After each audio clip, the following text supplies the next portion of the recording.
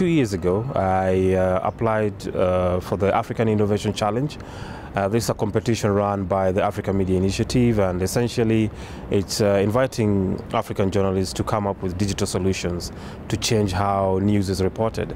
And I, at the time, became really interested in the use of civilian drones. In fact, when this competition was announced, there were floods in Kenya, and I looked at how journalists were covering this story, and guess what? It was not any different from what I've seen in previous years.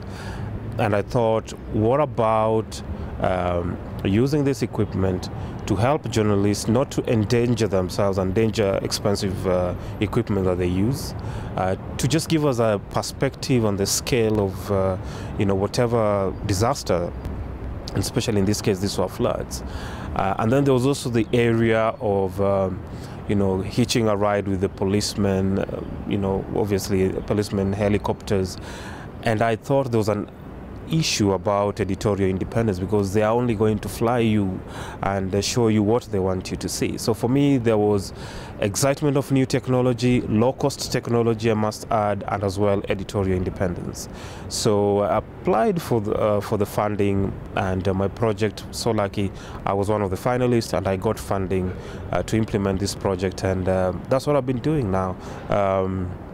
So we've done a couple of stories, different stories, just making a case for the use of drone technology by civilians.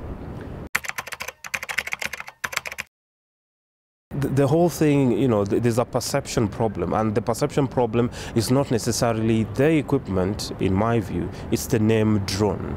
I mean, we hang on to the term drone journalism because it's really funky, sounds something really exciting, but as well, we are trying to demilitarize the term, because we're not talking about all this massive equipment. We're talking about some sort of small equipment, which is about 2 kilograms, camera equipped, has flight limitation of maybe sometimes almost 300 meters.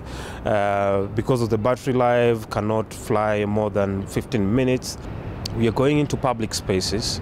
We are doing different partnerships to showcase how useful these equipments are.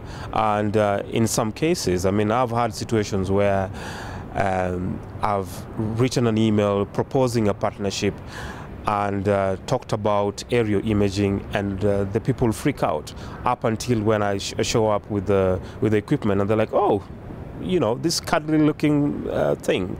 So I mean, we're trying to demilitarize the term, and with the projects that we're doing, I mean, people can actually see the amazing footage and the possibilities that this has in journalism.